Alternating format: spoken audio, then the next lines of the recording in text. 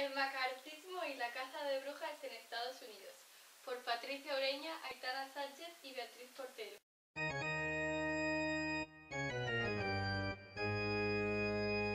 Tras la Segunda Guerra Mundial, una parte importante de la sociedad norteamericana comienza a temer que el comunismo se extendiera por Estados Unidos. La consolidación de los bloques durante la Guerra Fría proporcionó que se iniciara una campaña para eliminar el peligro comunista.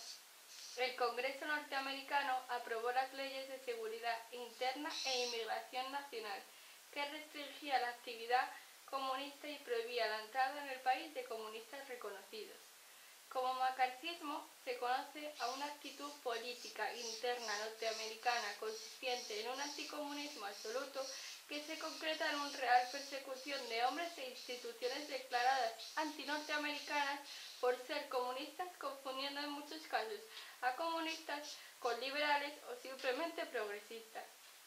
Juicios, pruebas y testimonios en muchos casos falseados dieron al traste con la guerra de un gran número de norteamericanos inocentes. Históricamente, el macartismo representa la culminación de la Guerra Fría en la política interna de Estados Unidos y coincide con los años que van desde 1950 hasta 1954, teniendo al senador republicano McCarthy como máximo protagonista y del cual tomará el nombre.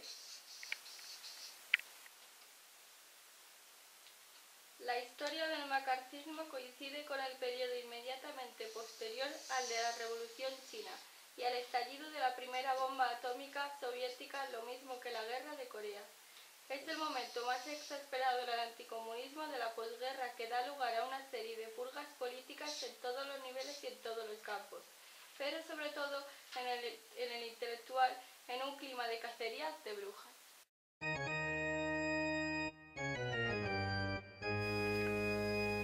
Líder político y moral de este movimiento fue el senador McCarthy, que le dio una plataforma teórica al formular la tesis de que las derrotas norteamericanas en política exterior solo se podían explicar por la infiltración en el aparato estatal de espías y agitadores comunistas y de sus simpatizantes, que automáticamente sabotearon sus operaciones para lograr la victoria de la Unión Soviética. En consecuencia, el prerequisito de toda maniobra de política exterior era una dura cruzada contra la conspiración interna. La victoria republicana en las elecciones presidenciales y congresivas de 1952 llevó a McCarthy a la presidencia del Comité de Actividades Norteamericanas, lo que le permitió dar vida durante todo el año de 1953 a una serie de investigaciones sobre el comportamiento de empleados de entidades públicas. Una vez finalizada la Guerra de Corea, la idea de la expansión comunista fue perdiendo fuerza. Entonces, McCarthy centró sus actividades en la persecución de funcionarios y miembros de las Fuerzas Armadas, hecho que provocó el rechazo del Partido Republicano y del mismo presidente. Estos violentos ataques a eminentes personalidades, entre las que se encontraban el propio presidente, y el intento de someter a investigación al expresidente Truman y a varios oficiales del ejército, así como el clima de sospecha, desconfianza y desorganización creadas en la administración pública, empujaron al presidente Eisenhower y al Senado a actuar contra McCarthy. Este fue su final, que en 1954 fue destituido como miembro del Comité de Investigación Permanente del Senado y perdió toda influencia. Murió poco después, en 1957, y con él se hundió también todo el movimiento. Pero las consecuencias fueron tremendas para un país que vio cómo se recortaban las libertades públicas por primera vez desde un tiempo inmemorial.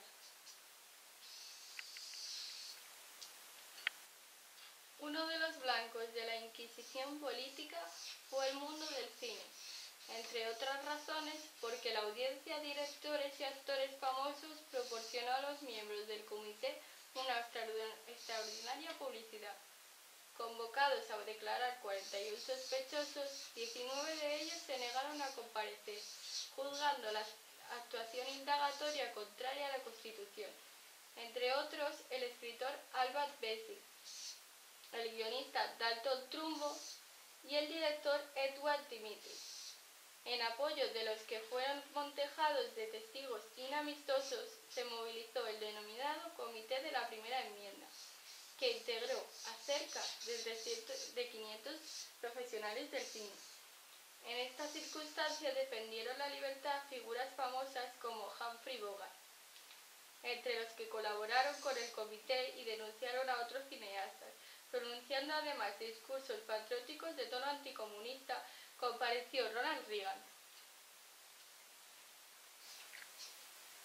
En la lucha entre el Comité de Actividades Antiamericanas y el Comité de Primera Enmienda, la posición de la industria del cine decantó la balanza, produciendo deserciones en las filas de los defensores de la libertad.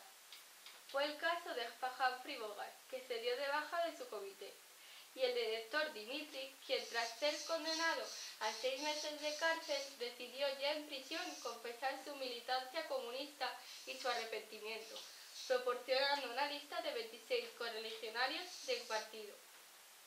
El Comité de Actividades Estadounidenses fue un comité investigador de la Cámara de Representantes del Congreso de los Estados Unidos, activado desde 1938 hasta 1975. En 1969, la Cámara cambió el nombre del comité a Comité de Seguridad Interna. Frecuentemente se confunde a las investigaciones anticomunistas del comité con las llevadas a cabo por Joseph McCarthy. Sin embargo, puesto que ocupaba el cargo del senador, McCarthy no estuvo involucrado con este comité, perteneciente a la Cámara de Representantes. El Comité Especial de Actividades Antiestadounidenses está autorizado a investigar la propaganda nazi y ciertas actividades de propaganda durante los años 1934 a 1937. El Comité de Investigación Especial tiene como objetivo principal investigar la participación de estadounidenses de etnia alemana en actividades nazis y del Ku Klux Klan durante los años 1938 a 1944.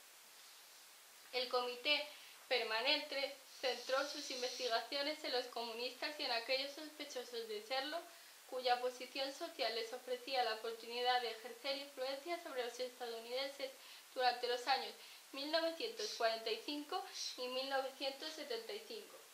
Entre las víctimas de esta histeria anticomunista hay que recordar a Charles Chaplin, el alemán Bertolt Brecht y el novelista Dashiell Hammett, autor de novelas negras.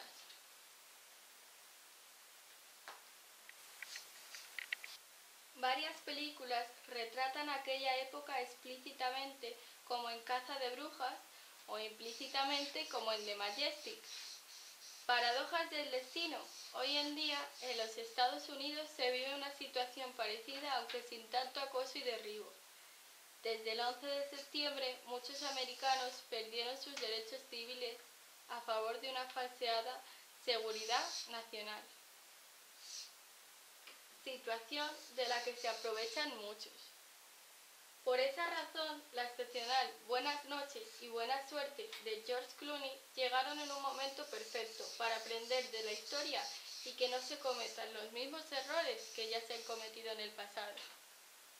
Seguiremos adelante, porque el terror está en esta misma habitación. Nos proclamamos, porque lo somos, defensores de la libertad en el mundo donde quiera que exista. Pero no podemos defender la libertad ajena, olvidándonos de la propia. Buenas noches.